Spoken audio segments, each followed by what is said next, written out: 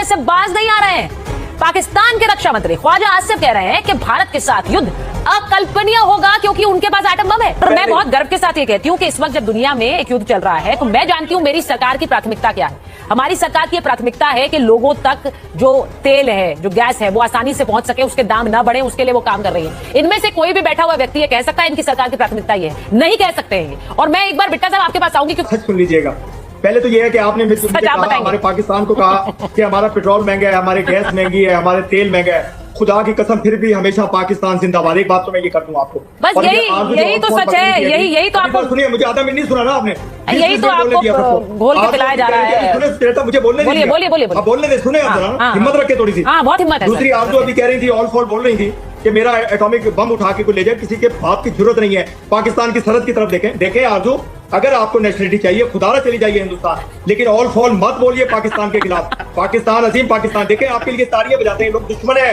असली दुश्मन है पाकिस्तान के ये बोरा साहब जैसे बार बार आपके लिए तालियां बजा रहे हैं। और मुझे नहीं, आपको तकलीफ इस बात से होगी कि आपके लिए बोरा साहब ताली नहीं बजा रहे? आपको तकलीफ इस बात से है कि बोरा साहब आपके लिए ताली नहीं बजा रहे, या आपको तकलीफ इस बात से है कि आरजू सच बोलने की हिम्मत रखती है? जो हिम्मत आप हमें कह रहे थे वो आपके मुल्क में बैठी एक महिला हिम्मत रखकर सच बोलती है, आपको उससे तकलीफ होती है? दिखाया आपको, सिंदूर में दिखाया, सिंदूर में आपको बताया कितना झूठ बोले आपके घर में घुस करके अजहर का परिवार मिट्टी में मिला दिया, अजहर को जिंदा रखा, अजहर को जिंदा रखा। तुम देख तेरा परिवार मिट्टी में मिल गया। ये आज का भारत है, कहाँ बैठे हो आप? संदूर ऑपरेशन तुम लोगों के चने चबा दिए। आज भी संदूर ऑपरेशन जारी है, जारी रहेगा।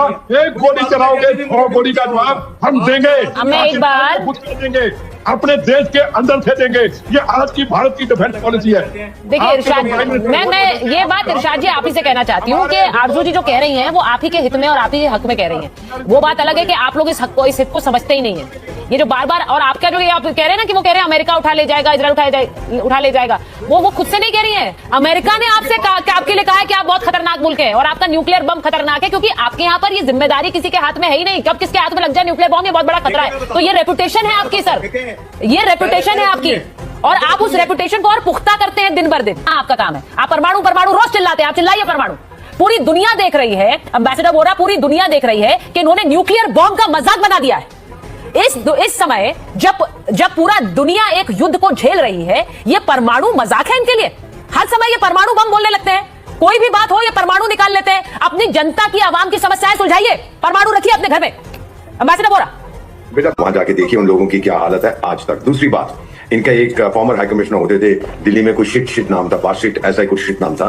तो उन्होंने कहा कि अगर अमेरिका हम पे हमला करेगा तो हम दिल्ली और मुंबई पे हमला कर देंगे, एटॉमिक हमला। इसका भेजा फ्राई हो गया है। What is he talking about? ये कहने वाली बातें होती हैं। और वो टीवी पे जो मोहतरमा उसकी इंटरव्यू कर रही थी, कहती है अब्बू आज ही कर दीजिए। What errant nonsense. हमने कभी कहा है कि हम परमाणु हथियार का प्रयोग करेंगे आपके अगेंस्ट? किसी के अगेंस्ट नहीं, कभी नहीं कहा, कभी नहीं कहा, कभी नहीं। बहुत ही एक्सपीरियंस मैच्योर देश है, ये चीजें नहीं करते। और एक चीज आपको बता देता हूं, इनका एक भुट्टे वाला प्राइम मिनिस्टर होता था, उसका नाम मैं बुढ़ा हो गया, नाम भूल जाता हूं। तो भुट्टे वाला ने कहा था हम घास खाएंगे लेकिन बॉम्ब बनाएंगे। वो थोड़ा सीक्वेंस उल्टा हो गया, बन गया और अभी घास खा रहे हैं। तो ये चीजें अगर ये समझ जाए, ये जो बिना इसके हैं, तो अगर इनको कुछ अकल आ जाए शायद उसमें थोड़ा सा फायदा इनको होगा। फाइनली बेटा मैं इतना कहना चाहता हूँ, ये जो मेरा देश ये है, मेरा देश वो है, और यार आंखें खोल, जाके देख तुम्हारा पासपोर्ट कहाँ पे है, जाके देख कितने देशों में आपको बिना वीजा के इजाजत मिलती है, जाके देख भारत को कितने देशों में बिना वीजा की इजाजत। और अभी जो हॉर्मुज के ऊपर जो बात हुई है, अभी इंग्लैंड ने जो किया था, भारत का स्टेटमेंट देख, और आप लोग जो उसकी तरफ कहते हैं उसको देख, कितनी सराहना हुई है जो हमने कहा है वहां। है इनके बार बार पीठ में खंजर घोंपने के बाद वो तो भारत है। ये बार बार आतंकवाद का सहारा लेकर आतंकवाद फैलाते रहे हैं दुनिया भर में। कोई नहीं भूला है कि उसामा भी इनके घर में ही मिला था, लेकिन इस सब के बावजूद भारत कभी परमाणु का जिक्र नहीं करता। एम्बेसडर बोरा, मुझे लगता है बिल्कुल सही कहा आपने, हमने कभी परमाणु को मुद्दा नहीं बनाया। हम कभी नहीं कहते कि हम न्यूक्लियर स्टेट है, परमाणु गिरा देंगे, परमाणु हमला हो जाएगा, परमाणु युद्ध होगा। ये इनकी भाषा है, क्योंकि इनके पास और कुछ नहीं है। मेरे नदीम, इस दुनिया, आप सुन रहे थे अभी मैंने कुछ पाकिस्तानियों की बयान सुनाए थे जो तेल को लेकर इतने परेशान हैं। वो कह रहे हैं कि इतना तेल का दाम बढ़ गया है कि हम ना बाइक निकाल पा रहे हैं, ना गाड़ी निकाल, कुछ चला ही नहीं पा रहे हैं। पता नहीं आपने सुना कि नहीं सुना। मुझे लगता है वो प्रायोरिटी होनी चाहिए पाकिस्तान में। नहीं है क्या? आपकी नहीं, ये बात तो आपकी बिल्कुल बचा है कि प्रायोरिटी वो होनी चाहिए कि लोगों को जो है रिलीफ मिले, लोगों के ऊपर अननेसेसरली जो है इस तरह से बर्डन जो किसी वॉर का वो ना डाला जाए, और अगर गवर्नमेंट जहाँ तक उनको सब्सिडाइज कर सकती है उसको सब्सिडाइज करना चाहिए। लेकिन डेफिनेटली देखिए, आपको पता है हमारी इकोनॉमी थोड़ी सी काफी फ्रेजाइल है और वी आर ट्राइंग, हमारी गवर्नमेंट कोशिश कर रही है इसको इंप्रूव करने की, और इंशाल्लाह जल्दी इंप्रूव हो जाएगी। जैसे जैसे पाकिस्तान का इमेज पूरी दुनिया में आप देख रहे हैं कि भर के इसको हम शोकेस में रखते हैं, जो हमने परमाणु बम बनाया। नहीं तो क्या आप क्या चाहते हैं? आप क्या चाहते हैं मेजर नदीम? नहीं, आप क्या चाहते हैं? शोकेस में रख दे। नहीं, आप ये सवाल भी पूछ रहे हैं मेजर नदीम कि हाँ आप क्या चाहते हैं, हम इस परमाणु का क्या करें? क्या करते हैं देश? परमाणु बम बनाने के बाद क्या परमाणु गिराने के बारे में सोच रहे हैं आप?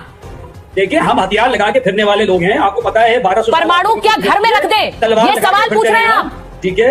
ये जो तो आप क्या चाहते हैं? परमाणु हमला करना चाहते हैं आप? तो हम भी परमाणु लगा के यही भाषा, इसी भाषा की मैं बात कर रही हूँ। यही गैर जिम्मेदाराना रवैया है जिसकी वजह से अमेरिका तक बोल रहा है कि पाकिस्तान जैसे न्यूक्लियर स्टेट से सबको खतरा है। आपको समझ बात ये कि आप लोग यहाँ पे फौजी बैठे, आप सेना में रहे ना या नहीं रहे? और आप लोगों को यही बताया जाता है कि जब हमें लगेगा हम परमाणु फेंक देंगे, परमाणु चला देंगे। इनसे पूछे, यही ट्रेनिंग है आप लोगों बैठे हुए, इनसे पूछे कि न्यूक्लियर थ्रेशोल्ड क्या होता है। एक सेकंड, एक कॉमोडोर बहल के पास में जाओ।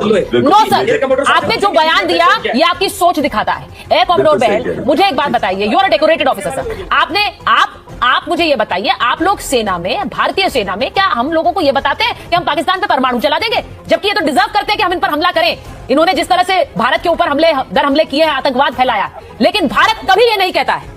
बिल्कुल सही कह रहे हैं। जो कन्वेंशनली स्ट्रॉन्ग देश होते हैं, जो मजबूत देश होते हैं, वो कभी भी nuclear weapon as a first use की बात ही नहीं करते। हमारी स्ट्रेटेजिक डॉक्ट्रिन के अंदर बहुत क्लियर है, ये सेकंड स्ट्राइक में ही होगा। अगर हमारे देश पे कभी हमला होता है न्यूक्लियर वेपन से, तो अभी हम हमला करेंगे, पहली बात। और दूसरी बात यह है कि हमें इस कॉन्टेक्स्ट को देखना। मुझे 2-3 मिनट दीजिएगा। जो राजनाथ सिंह ने बोला था, राजनाथ सिंह ने जो बोला था सैनिक सम्मेलन में, भारत की डिटरेंस डॉक्ट्रिन को बताया था, डिटरेंस डॉक्ट्रिन को, ना कि हम पाकिस्तान पे कल हमला कर देंगे। उनकी डिटरेंस डॉक्ट्रिन इस तरीके से शुरू होती है कि अगर जो न्यूक्लियर वेपन का सहारा लेते हुए अगर आप कोई आतंकी हमला हमारे देश में करते हैं, तो उसका जवाब बहुत मजबूती से दिया जाएगा, क्योंकि ऑपरेशन सिंदूर अभी खत्म नहीं हुआ। ये हमारी डिटरेंस डॉक्ट्रिन है, ना कि ऑफेंसिव डॉक्ट्रिन न्यूक्लियर वेपन्स की है। दूसरी चीज, और बहुत अहम चीज, जो लोग इस बात को कहते हैं कि ये अकल्पनीय है, इनकंसीवेबल है, ये वो लोग हैं जो अंदर से भयभीत है। ये कोई आत्मविश्वासी वाली स्टेटमेंट नहीं होती कि जैसे आसिम मुनीर जी, आप बताएं ना, हमारा न्यूक्लियर। मेजर नदीम, आपका यही तो प्रॉब्लम है, जहां नाक जरूरी नहीं है वहां भी लगा देते हैं आप। तो कहीं ना, अब जैसे ईरान के उसमें लगे हुए हैं ना। एक चीज मैं आपको, मेरे को बोलने का मौका दीजिए, आपको ही मिला था। हाँ, दूसरी चीज आती है कि जब भी कोई इस बात का नाम लेता है कि अकल्पनीय है, जैसे कि आसिम मुनीर ने जाके टैंपा के अंदर कहा था हमला ना करे। अरे पाकिस्तान किसकी गारंटी देगा? वो कहेगा कि मैं न्यूक्लियर वेपन छोड़ दूंगा अमेरिका के ऊपर, मैं गारंटी देता हूं। ये बयान बकायदा अमेरिका का भी और इजराइल दोनों देशों का आया है। अमेरिका ने कहा है कि पाकिस्तान जैसा देश, न्यूक्लियर स्टेट, सबसे बड़ा खतरा है, और वो इसीलिए कहा है क्योंकि हर बार न्यूक्लियर बॉम्ब की बातें करने लग जाते हैं। भाई इजराइल ने भी ये कहा है कि जिस देश की खुद की गारंटी नहीं है, वो दूसरे को गारंटी क्या देगा? भाई अब मैं एक बार मैं जरा ये दाम बताना चाह रही हूँ, क्योंकि बेटा साहब आप भी सुनिएगा, आरजू जी सुनिए।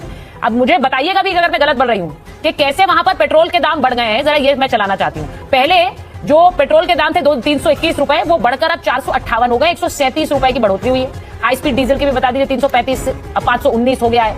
ये पेट्रोल के दाम वहां पर बढ़ गए हैं, इसी वजह से अब सोचिए 500 रुपए, 519 रुपए प्रति लीटर पेट्रोल डीजल वहां अगर मिल रहा है, तो फिर लोग वहां पर क्यों नहीं कहेंगे कि हाहाकार। परमाणु हमले की बात कर दी, ऑपरेशन सिंदूर के बाद फिर आसिम मुनीर ने परमाणु इस्तेमाल की बात कही, तो ये इनके लिए ऐसा लग रहा है कि कोड वर्ड बन गया है, जब कुछ ना समझ आए तो परमाणु कर दो। और ये बिट्टा साहब के पास एक बार जाऊंगी, मैं एक बार ये जरूर पूछूंगी आपसे, मेजर नदीम और बिट्टा साहब को लीजिए जरा। मेजर नदीम, ये जो मैं बात कह रही हूं, ये परमाणु वाली धमकी सर आज के समय में जब लोग वाकई युद्ध में अपनी जान गंवा रहे हैं और दुनिया भर में उसका असर पड़ रहा है, उस समय जब आप ये कहते हैं हम तो युद्ध रुकवाने के लिए जाते हैं, तो एक सुर में दोनों बातें नहीं हो सकती हैं। युद्ध भी रुकवा रहे हैं और फिर बार बार परमाणु भी कर रहे हैं। ये गैर जिम्मेदाराना रवैया है।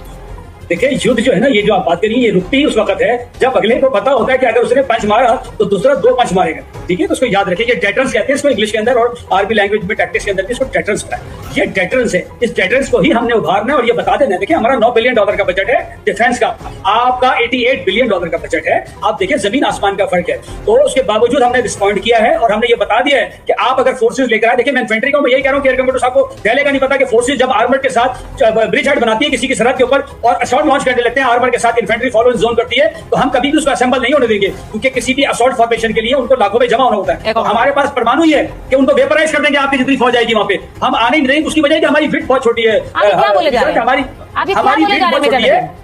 मेजर नदीम, ये जो आपने शब्दों का इस्तेमाल किया अभी, अभद्र- यही आप अभद्र- अभद्र नहीं है सर, ये अभद्र नहीं है, ये इनकी सोच ही यही है। ये सोचते, ये सोते, जागते, यही सपने देखते रहते हैं। तभी मैं कह रही हूं कि you are the most dangerous country in this world, क्योंकि आप दुनिया में डेटरेंस शब्द का आपने इस्तेमाल किया। सुनिए नदीम साहब, डेटरेंस के लिए ना सबसे ज्यादा जो महत्वपूर्ण बात है वो न्यूक्लियर डेटरेंस के संदर्भ में ही कही जाती है। आपने न्यूक्लियर बम बनाया जिससे आप आगे युद्ध रोक सके, डेटरेंस, और आप उसका मतलब नहीं समझ रहे हैं। एयर कॉमोडोर, न्यूक्लियर इसलिए बनाया कि आगे जाकर कोई हमला ना हो, युद्ध ना खिंचे, क्योंकि सब न्यूक्लियर पावर हैं। लेकिन ये इसलिए है कि ये सोचते हैं, ये सपने देखते हैं कि हम न्यूक्लियर बम गिरा दे कहीं किसी दिन। देखिए सुचेता जी, 2-3 चीजें मैं बोलना चाहूंगा। मैं इनकी तरह पर्सनल लेवल पे अटैक नहीं करूंगा, बिल्कुल मत करिए। मैं सिर्फ लॉजिक की बात करूंगा। सबसे पहले nuclear weapons are weapons of strategic deterrence, यानी कि उसकी वैल्यू तब तक है जब तक उसका इस्तेमाल नहीं होता, यानी कि वो युद्ध को रोकने के लिए इस्तेमाल की जाती है। वैसे इनको मैं मेजर साहब को बताऊं, कॉलेज ऑफ एयर वॉरफेयर में मैं चीफ स्ट्रेटेजाइजर था, तो और वहां पे हमने बुलाया था पाकिस्तान के एम्बेसडर को भी और पाकिस्तान के डिफेंस एडवाइजर को भी। उन्होंने तब भी यही राग अलापा था जो आज, ये मैं कितने साल पहले की बात कर रहा हूं, तब भी उन्होंने यही राग अलापा था जो मेजर साहब अलाप रहे हैं। आप देखिए ऑपरेशनल सिंदूर के अंदर हमने आज तक कभी नहीं बात की न्यूक्लियर वेपन्स की। हमने ऑप सिंदूर अपनी धरती के अंदर रहते हुए उन वेपन सिस्टम्स का इस्तेमाल किया है जिससे उनके मल्टीपल बेसिस, 11 से 12 बेसिस, 4 से 6 radar, 2 command and control centre, 9 terrorist ठिकाने, हमने सब पे हमला किया। हमारा एक भी आर्मी का सोल्जर, और जो ये मुझे अहमद कोर की टैक्टिक्स बता रहे थे, मैं आर्मी वॉर कॉलेज में भी इंस्ट्रक्टर रह चुका हूं, इनको शायद नहीं पता होगा, लेकिन वहां पे हमारे आर्मी के टैंक्स ने 1 इंच भी पाकिस्तान के अंदर नहीं गए। हमने तो मोबिलाइज भी नहीं किया, ये लोग मोबिलाइज कर चुके थे ऑप सिंदूर में। हमें इतना कॉन्फिडेंस था कि हमने मोबिलाइज भी नहीं किया, और हमने जाके उनके घर के अंदर घुस के सैकड़ों किलोमीटर अंदर जाके हमले किए, घुटने टेक दिए थे 80 घंटे के बेटा साहब अंदर, को भागते हुए आए थे, अमेरिका के पास गए थे। ये हमने वर्ल्ड रिकॉर्ड बनाया था 314 किलोमीटर का। और इनको क्या ये बात करते हैं वॉर की, ये बात करते हैं देखिए, 1971 में